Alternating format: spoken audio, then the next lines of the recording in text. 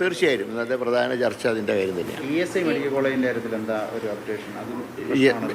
ESI medical കോളേജിൻ്റെ മെയിനായിട്ട് ഞങ്ങളുടെ കയ്യിൽ വരുന്നതല്ല, അത് മറ്റേ തൊഴിൽ വകുപ്പിൻ്റെ കീഴിലാണ്. അത് തൊഴിൽ വകുപ്പായിട്ട് ആലോചിച്ച് കാര്യങ്ങൾ തീരുമാനിക്കും. ഇപ്പോൾ ഞങ്ങളുടെ മുമ്പിലുള്ളത് ഒന്ന് നമ്പർ 1 തിരുവനന്തപുരത്തെ K Karunakaran memorial medical college, 2 എയിംസിൻ്റെ കാര്യം. മുന്നേറ്റ ഈ KPCC അധ്യക്ഷൻ, കാരണം ഒരു മന്ത്രിയാണ് KPCC അധ്യക്ഷൻ, പല സ്ഥലത്തും പല പ്രശ്നങ്ങളും വരുന്നു. കോൺഗ്രസിനെ നയിക്കാനൊരു ആരുമില്ലാത്തൊരു അവസ്ഥയാണ് ഇപ്പോൾ. ഇല്ല, കാര്യങ്ങളൊക്കെ നടക്കുന്നുണ്ട്, എങ്കിലും ഒരു ഫുൾ ടൈം പ്രസിഡന്റ് വേണം. അതിൻ്റെ ചർച്ചയ്ക്ക് വന്നപ്പോഴാണ് കഴിഞ്ഞ ഓണം മുഖ്യമന്ത്രി അതിൻ്റെ ചർച്ചയ്ക്കാണ് വന്നത്. ആ സമയത്താണ് ഇവിടുത്തെ സമരവും ബഹളമൊക്കെ കാരണം അദ്ദേഹത്തിന് ചർച്ച ചെയ്യാൻ കഴിഞ്ഞില്ല. ഏതായാലും അതിൻ്റെ ചർച്ച സജീവമായി നടക്കുന്നുണ്ട്. കൂടിക്കാഴ്ചകൾ ഇനി നീണ്ടുപോകുമെന്നുള്ളതാണോ? ഇല്ല, ഇനി നാട്ടിലേക്ക് വന്ന് ചർച്ച നടത്തിയതിന് ശേഷമായിരിക്കും ഇനി. അല്ല, എന്താണെങ്കിലും 1 മാസത്തിനുള്ളിൽ തീരുമാനം ഉണ്ടാകുമെന്നാണ് ഞങ്ങളുടെ പ്രതീക്ഷ. ഇതിൽ പലരും പല അഭിപ്രായങ്ങൾ പറയുന്നുണ്ട്. ഒരു അഭിപ്രായമുള്ളത് മറ്റ് ചുമതലകളൊന്നും ഇല്ലാത്ത, പാർലമെന്ററി ചുമതലകൾ ഇല്ലാത്ത ഒരാൾ അധ്യക്ഷനായാൽ കുറച്ചുകൂടെ സജീവമാകാൻ പറ്റുമല്ലോന്ന്. സാറിൻ്റെ അഭിപ്രായം എന്താ? അല്ല, ഞാനത് നേരത്തെ സൂചിപ്പിച്ചാണ്. അതൊരു ഫുൾ ടൈം പ്രസിഡന്റ് ആകുമ്പോൾ, പ്രത്യേകിച്ച് ഇപ്പോൾ MLA-മാരൊക്കെ പ്രസിഡൻ്റായിട്ട് വന്നു കഴിഞ്ഞാൽ ഞങ്ങൾക്കൊക്കെ കോൺസ്റ്റിറ്റ്യുവൻസി, ഇപ്പോൾ ഞാൻ മന്ത്രിയായപ്പോൾ തലസ്ഥാനത്ത് തന്നെയാണ് എൻ്റെ നിയോജകമണ്ഡലം എന്നുള്ളതുകൊണ്ടാണ്, എന്നിട്ട് പോലും എനിക്ക് പഴയതുപോലെ ഓടിയെത്താൻ പറ്റുന്നില്ല. അപ്പോൾ പിന്നെ സ്വാഭാവികമായിട്ടും പാർട്ടിയുടെ ചുമതലയൊക്കെ വരുമ്പോൾ പ്രത്യേകിച്ച് MLA-മാർക്ക് ജോലി കുറേ കൂടുതലാണ്. MP-മാർക്കും ജോലിയുണ്ട്. അപ്പോൾ ഫുൾ ടൈം എങ്ങനെ?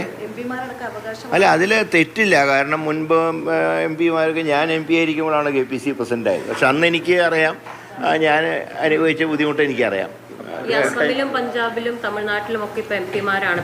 അല്ല, MP-മാർ വരുന്നതിൽ കുഴപ്പമില്ല, പക്ഷെ MLA-മാരാകുമ്പോൾ കുറേ കൂടെ ഉത്തരവാദിത്വം വർദ്ധിക്കും.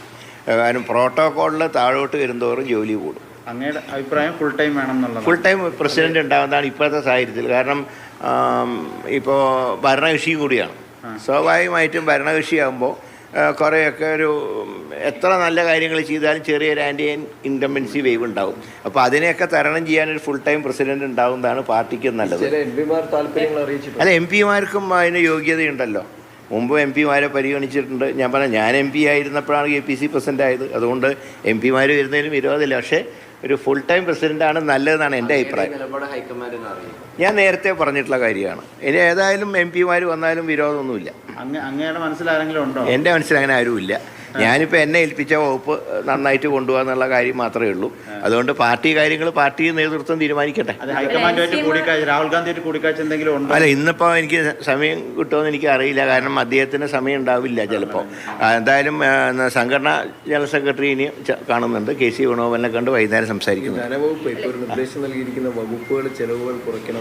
ഞങ്ങളുടെ വകുപ്പിൽ ചിലവില്ലല്ലോ. ചിലവിനുള്ള കാശ് കിട്ടണമെന്ന് മാത്രമേ ഞങ്ങൾക്കുള്ളൂ. ഞങ്ങളുടെ വകുപ്പിൽ ചിലവില്ല. എന്താ പറയേണ്ടത്, സ്റ്റാഫ് പാറ്റേൺ പുതുക്കി ഞങ്ങൾക്ക് കൂടുതൽ ഫണ്ട് അനുവദിക്കണമെന്ന് മാത്രമേ ഞങ്ങൾക്ക് ഡിമാൻഡുള്ളൂ. ഈ മുണ്ട് മുറുക്കി കൊടുക്കേണ്ടി മുരളീധരൻ ഡൽഹിയിൽ മാധ്യമങ്ങളെ കാണുകയായിരുന്നു.